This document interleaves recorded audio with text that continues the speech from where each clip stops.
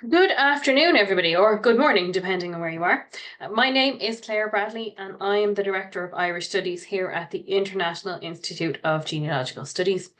Our website is genealogicalstudies.com, and you can go there to see what courses you might be interested in taking with us. This is our March 2025 virtual meeting for the Irish Studies. Does anyone have any questions about current coursework that they'd like to bring up at this point? Yes, I have a question about, Sure. yes, in the civil records course, it mentions that the original registers are held at the registrar's district still, but the original registers, but they don't allow people to come and search them, or? No, they're not accessible in any way. You can go to the public reading room in Dublin if you want to make manual searches. But these days, most people don't do that because almost all the historical records that we need are available on irishgenealogy.ie. Yeah, I was thinking about it because I can't find a death record.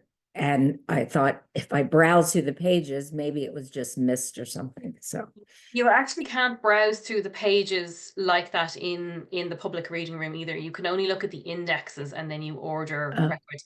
So you can sort of browse. There is a browsing tool. If you look at Shane Wilson's website, swilson.info, he has a browsing tool for irishgenealogy.ie that he's created himself, and that might help you.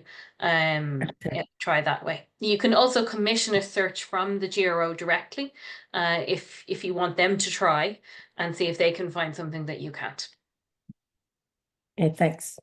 Okay. All right. So today's topic is the Registry of Deeds and the newly available full text search at FamilySearch. So first, I'm going to show you how to enable it if you haven't done that already. And then we'll talk about what the Registry of Deeds is, why you might like to use it, and then I'll come on to some tips and tricks for it. So first of all, you want to log into your FamilySearch account. If you don't have a FamilySearch account, you can register for one for free. And you go to this URL that I have on the screen here, familysearch.org/en/labs. You can leave out the en and it still brings you to the right URL. And this is their testing area. So these are their beta tools that aren't quite fully functional yet. And you need to enable whichever beta tool you're interested in. So in our case, I've just done a screenshot here. On my account, I have the beta tool for full text searching enabled already. So that's why mine says turn off. But I just show you this, what it looks like when you don't have one turned on. You get this sort of a tile and it says try it. And then you can click that and it enables it for you. So you've got to do that first if you haven't done that. And then you can click on go to experiment and it brings you to this page. Then just notice this is an experimental labs product and it's not guaranteed to always be available, and you may encounter errors and limited data, and they say that they have community support. And so I haven't added it here, but you can see that they have this find a collection and you can search into that to find what you're looking for. Now, what we're interested in, I'm going to put the link in the chat at the end after I stop sharing my screen for you, because it's a funny name. It's extremely vague. I think it needs work because it doesn't even mention the Registry of Deeds in it, but this is what it is. And so at the moment it's called Ireland Properties from 1298 to 1975, which is an incredibly broad period of time. And I can tell you that the bulk of the records are not going to be before the 18th century. So don't get too excited that you see several hundred years before the beginning of the 18th century there. So it doesn't even mention the Registry of Deeds in this description. So you just have to dive straight in with your searching. So first of all, let's explain what the Registry of Deeds is and why you might want to use it. And then we'll come back and talk about the search functionality, okay? So I have this nice picture for you to look at while I talk. The Registry of Deeds is a repository that's responsible still for recording the existence of property deeds and land conveyances in Ireland. It was established in 1708 as part of the penal laws in order to ensure that land was transferred from Catholics to Protestants, whether they wanted to do so or not. So just a reminder of what the penal laws are. The penal laws restricted Catholics and non-conformist Protestant denominations such as Methodists, Presbyterians and Quakers from many different facets of life. It included not being able to hold high office, they weren't allowed to vote, they had limited access to education, the right to bear arms, and they weren't allowed to hold land. They weren't allowed to own it, and they weren't allowed to have long leases of land. Priests were also not allowed to celebrate Mass, and so this meant that Catholic churches didn't keep records, and that is why parish records in Ireland don't go back as far in history as they do in some other countries, because they literally weren't writing down. They were still baptizing children, they were still marrying people in the Catholic Church, but they weren't writing it down because that was evidence of doing something that was against the law. Now, everyone knew that those laws were hugely unfair. And even though they also applied in Britain, they had a disproportionate effect on people in Ireland because most people in Ireland were Catholic. So the Registry of Deeds was an instrument of the penal laws. And it was always housed separately from other state records, and so it's a fully intact repository. It was never in the Public Record Office that was destroyed in 1922. And this is the building where it is housed in the present day. The building is known as King's Inns, and it also holds the oldest law school in Ireland, where barristers and solicitors train. So on the right-hand side of this building that you can see on the screen is the Registry of Deeds, and the left-hand side is the law school. And you can access it from two different areas of the city, off Constitution Hill on this side, and then a street called Henrietta Street, which is a very interesting street containing a tenement museum. If you're ever in Dublin, I highly recommend that you go to see it. So it was never mandatory to register a deed, but over time more credence was given in the event of a dispute to deeds that were registered. So what would happen is someone would have a land transaction, and each person in the deal would have a copy of the deeds, and one of them would say, I'm going to send my copy into the Registry of Deeds. The Registry of Deeds would make an exact copy of it, which was known as a memorial. These would be transcribed into large books by clerks, and then the clerk would write on the back of the deed, copy of this was entered into the Registry of Deeds, and give the reference number, and then they would return the original deed to the person who sent it to them. So as well as deeds, people also registered wills and marriage settlements. There's actually a 3-volume PDF copy made by the Irish Manuscript Commission of the wills that are in the Registry of Deeds, which you can download for free from their website. No one has done one of the marriage settlements as yet, but I think that would be fascinating. Now, the rules that regarding property ownership for Catholics were actually removed at the end of the 18th century. So we do get more Catholics in the records after this time, but just because those rules ended, they kept registering deeds. It didn't matter. It was here to stay, and it's still in use today. After 1970, it's fully computerized, but before that, everything was pretty much handwritten. And so when you go into the building, it's like stepping back into the 19th century, except that they have, of course, got electricity and heating. So you would still, if you were doing a manual search in the Registry of Deeds, you would still pull down very large, heavy books, which you might need someone to help you with, and then you would manually search in them. So the nature of who we find in the Registry of Deeds records does mean that the poorest of society are usually not in them. The person who farmed 1 acre of potatoes isn't likely to have had a deed that was deemed important enough to be registered in the Registry of Deeds. But you do find ordinary people in these records, and therefore it is worth taking a look, even if you think, oh, I'm not going to find anything. I don't have very many farming ancestors, but even I have been able to find in this new text search, I've been able to find people who are certainly related to my family. So there's one set of ancestors who lived in a place called Bruff in County Limerick, and they were farming. And I found a couple of deeds that reference 2 ancestral family surnames who both came from that small village. So I haven't quite pinned down how they're related to me yet, but I think that those people probably are related to me. So it was worth that search to find that document. Now, of course, you have been able to search manually in the Registry of Deeds for a long time. And the LDS did make copies on microfilm many decades ago, which they have relatively recently digitized. So they've been online for a few years, just the images. But even searching the images was quite time consuming because of the way you search in the Registry of Deeds, which I will come on to now because it'll inform how you search in the full text collection. There is also a volunteer index project for the Registry of Deeds. It's in operation for many, many years, and their progress is slow because we are talking about millions of records in the Registry of Deeds. And in the past, what they had to do was go to a family search centre, pull the microfilms, or physically go to the Registry of Deeds in Dublin and take down the books and make copies of details, which they put into their index. I'm going to put that link into the chat as well when we're finished sharing the screen. Because it's always worth just taking a look to see if there's anything in there that's already been indexed.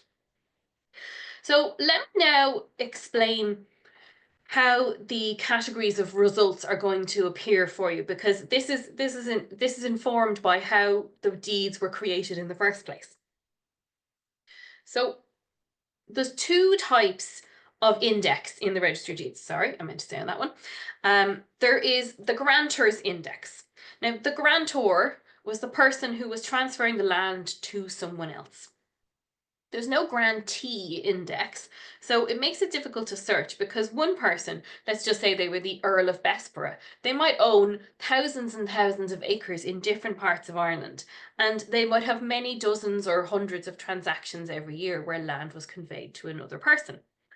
Up to 1833, the grantor index doesn't actually include an address.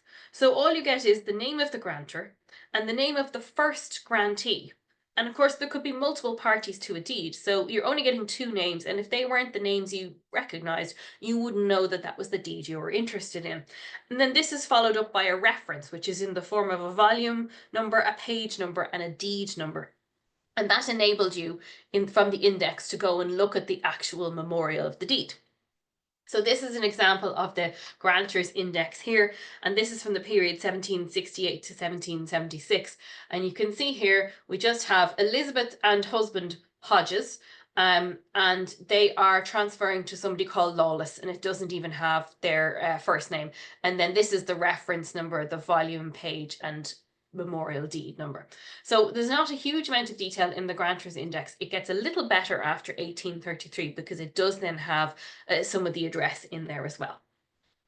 Now, the second way you look up something in the Registry of Deeds is through the land index, which is also known as the townland index. And just as a reminder, the townland is the smallest unit of land in Ireland, and it could be several hundred acres. So what we have here is the land index is done by the first letter of the townland, but it's not a true alphabetical index.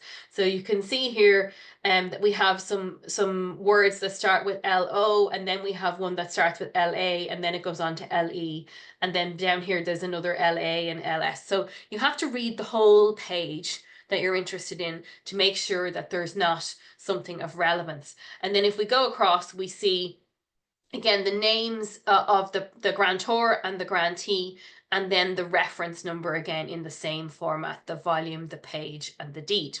So there's not a huge amount of detail. It's a little bit better than it was with the grantor's index, but there's still quite a lot of homework to be done. So this explains why the Registry of Deeds is sometimes perceived to be a little impenetrable for the researcher, especially someone who's not used to searching land records in Ireland. It's definitely not a beginner resource. So let's, sorry, just to say this is in Galway, in case it wasn't clear from Loughrea, the obvious one at the top there. This is Galway, in the early 19th century.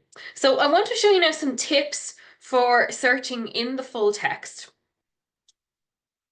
And this is based on my own working so far. And this is a relatively new resource. It only came on stream in January. So everyone is still playing around with it. And I'm of course interested to hear if anyone else has any tips on successes they've had or any little hints on a better way to search.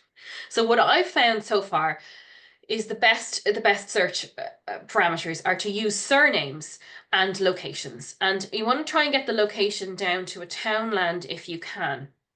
So when I put in the surname and the location Bruff, it automatically brings you up to it sort of, what's the word I want? It finds places called Bruff in the world in the search, and then you select County Limerick. Now, what I have found is that it then goes off and it finds the word Limerick in the document as well. And of course, the word Limerick will be repeatedly in the Registry of Deeds. So you're trying to narrow it down so you can get it to search without putting in the county. That seems to work slightly better. It returns less results. And also if you can narrow the time frame. Now, of course, you might do multiple searches, but if you can just do, sort of a 20-year period at the time, that'll also reduce the results, because you may get thousands of results here. And of course, not all of them are going to be relevant. And it returns the results in a very random order. So they're not in a chronological order at the moment, and there doesn't seem to be a way to sort of sort them into chronological order at the moment. So it's a bit higgledy-piggledy, as we would say in Ireland. And so you kind of are, you're committing to a long time searching here, and this is the sort of thing that might improve because this is only a beta testing site at the moment.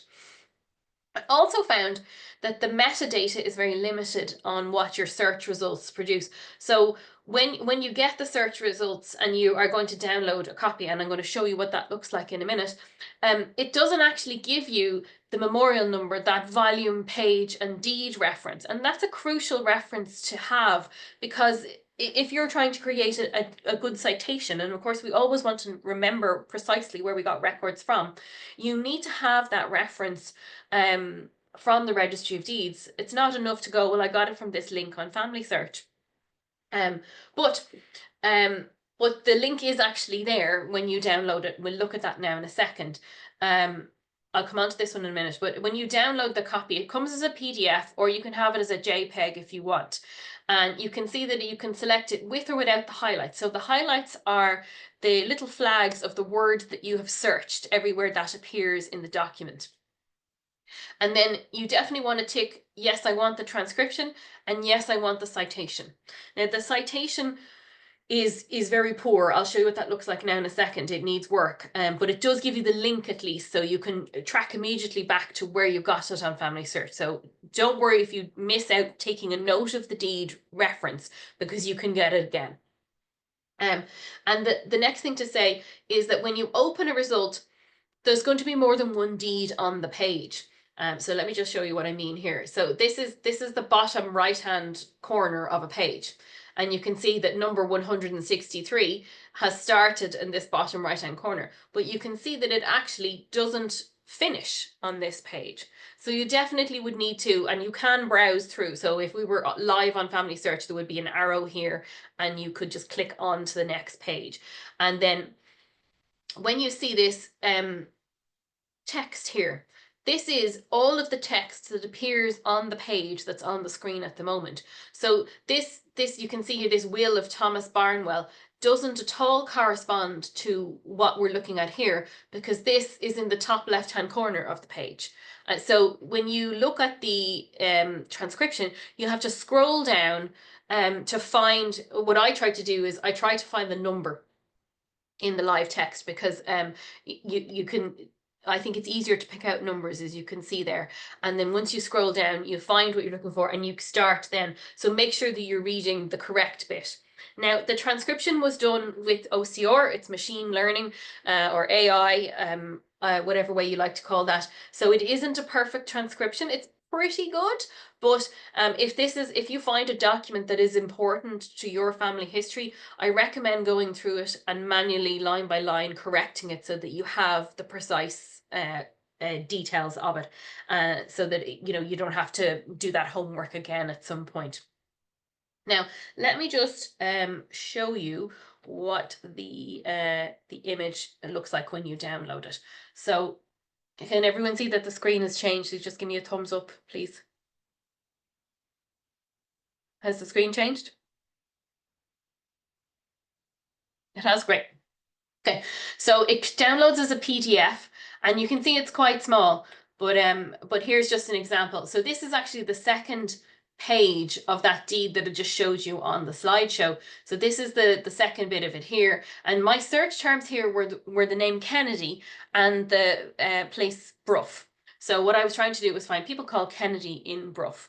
And this is one that turned up for me. And you can see then it goes on and it shows me the number 164 deed and number 165, the start of it.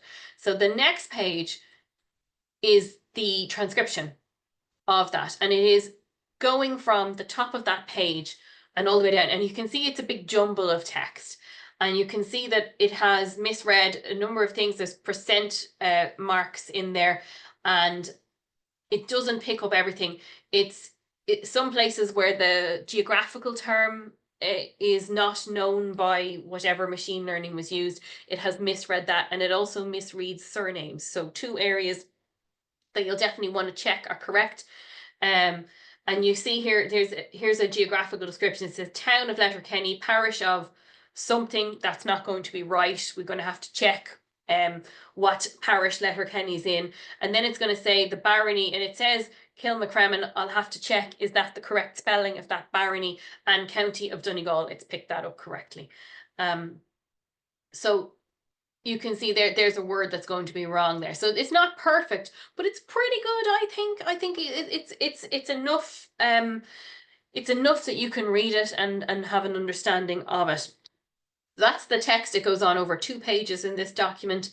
And then we get to the citation. Now, the citation, I think, is very poor at the moment. Ireland records. I mean, that's extremely vague. It doesn't mention the Registry of Deeds. It doesn't give the memorial reference, the volume, page, and deed. It does say where you got it from, FamilySearch. It does say the day I downloaded it, which is today. And it does says that it's image number 177 of 556, which is, again, what does that mean? It just means that that's the reel that we were looking at. But it does give a link back to precisely what we were looking at. So if I click that, it'll open my browser and it'll bring me back to the live page again, which is good news. So we can just do that now. And hopefully that screen has moved for you. And we can see there that it brings me back to this page online. And so I can, there's the browse functionality. And there's the one we were looking at on the screen. But you notice when you click the link back, it no longer has the highlights on it anymore. So we had the highlights when we did the search, but once you've downloaded it, if you click back on the link, it doesn't give you those highlights again. So there's just a little bit of a fiddly steps in it.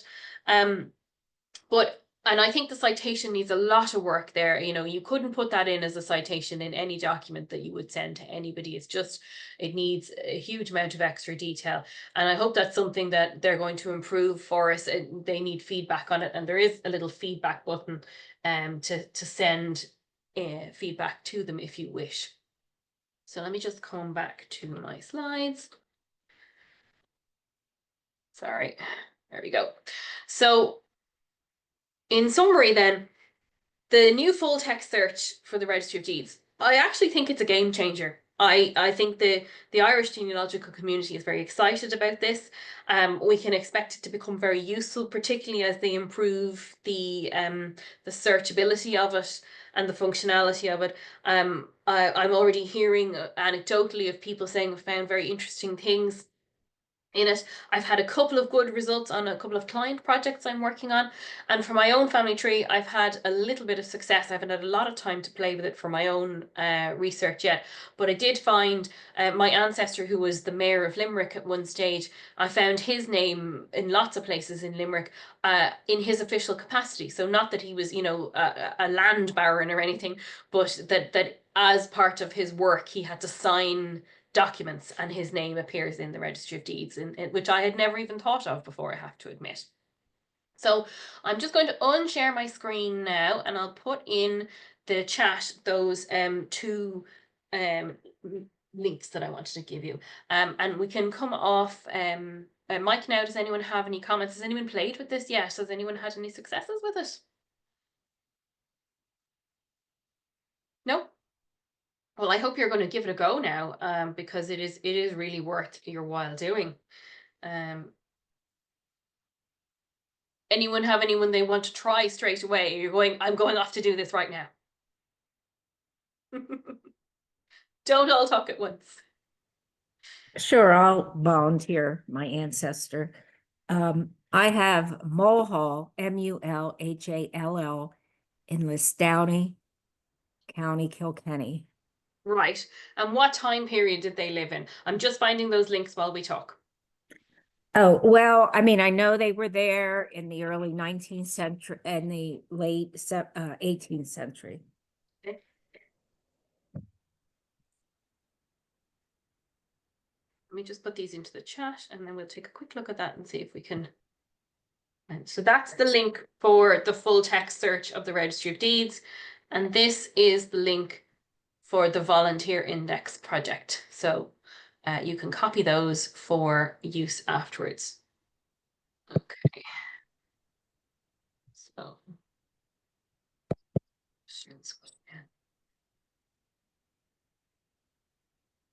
Okay, so what you said was Mulhall Yes, and yes, Listowny, spelled like that? yes, yes. Okay, and let's just put 1775 to 1825. Does that work? Yeah, you could go later because I mean, they were there till 1920 for sure. Oh, So, okay, right. Well, let's go a little bit later. Now it's going to return millions of results. So you might need to narrow it down. You see here 436 results. Now you can filter it, but it only brings you into the century when you filter it. And by place, really unhelpful. We've already got it filtered by that. And by record type, legal records, again, we've already got that filtered. So at the moment, the filters are not particularly useful on it. And that's what I'm saying, why you're trying to narrow down what you can. So what if I was you, what I would be doing is I would start with the latest people I know, and I would go backwards in time and see what I can find. So we just have a look at one here just to see what we can find. So we'll find in these results, you will find the index references that I mentioned, as well as the actual deed. So sometimes you'll click on something and be like, oh, this is just the image from the grantor's index. And that's why I showed you what those looked like so that you can see. So here, if we just zoom up, we can see this is a deed from somebody called Casey to somebody called Mulhall, and that little section there means and others. And it's always in very legalese and language. So, you know, this is going to take you a while to get used to the terminology in it, and you may need to be looking up words as you go. So this is at the start of the page, so we can see that it actually is going to help us here with the full text, and it picks them out in the transcription as well, which I think is nice. Now, you see what I mean about how we wanted to avoid putting in the county, because it has picked out the word county for us, which is, we don't really need it to pick that out. And it, you know, it's also picked out Kilkenny every time we've said it as well. So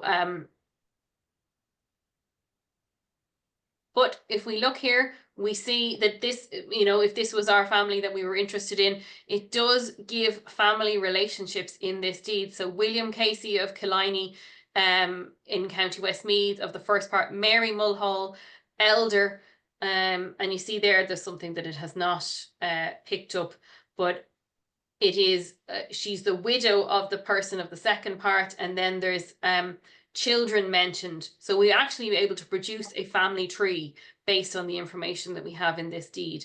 And it's referencing a marriage portion. So it's referencing a marriage settlement and a dowry £400. But you notice how it's picked up the wrong currency symbol. It's got the dollar. Even though it says pounds right before that. So it's not a perfect transcription.